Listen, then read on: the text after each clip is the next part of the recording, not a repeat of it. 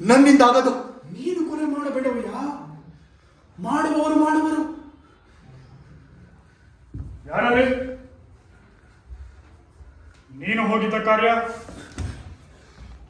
ಏನದು ಕಾರ್ಯ? ಸನ್ಯಾಸಿಗಳಿಂದ ತಾಯ್ತ ತರಲು ಹೇಳಿದರು. ಏನದು ಬಸವಯ್ಯ? ಸ್ತ್ರೀ ವಶೀಕರಣ ಯಂತ್ರ. ಉತ್ತರಾಂಬೆಗಾಗಿಯೇ? ಇನ್ನೊಂದು ಹೊಸ ಸುದ್ದಿ ಸ್ವಾಮಿ.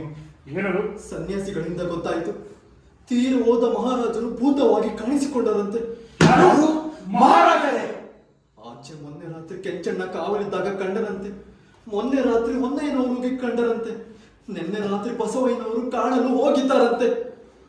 ಹಾಗಾದರೆ ರಾಣಿಯವರಿಗೆ ತಿಳಿಸು, ಬೇಗ ನಡೆ. ಅಪ್ಪಣೆ. ನೋಡಿದೆಯಾ, ನೀನೀಗ ಹಿಂಜರಿದರೆ ನಿನಗೂ ಕೇಡು, ನಿನ್ನ ತಂದೆಯವರಿಗೂ ಕೇಡು. ಭೂತ ಮಾತನಾಡಿದರೆ ಅನಾಹುತ. ಬಸವಯ್ಯನು ಲಿಂಗಣ್ಣ ಮಂತ್ರಿಗಳೊಡನೆ ಸೇರಿ ನಿನ್ನಯ್ಯನ ಮೇಲೆ ಕತ್ತಿ ಕಟ್ಟುವನು.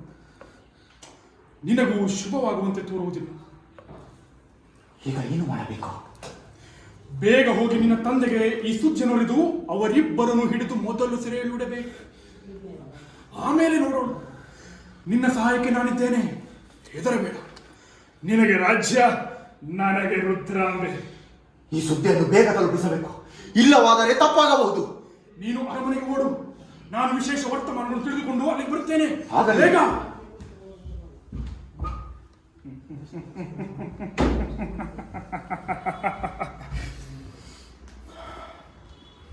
Block out.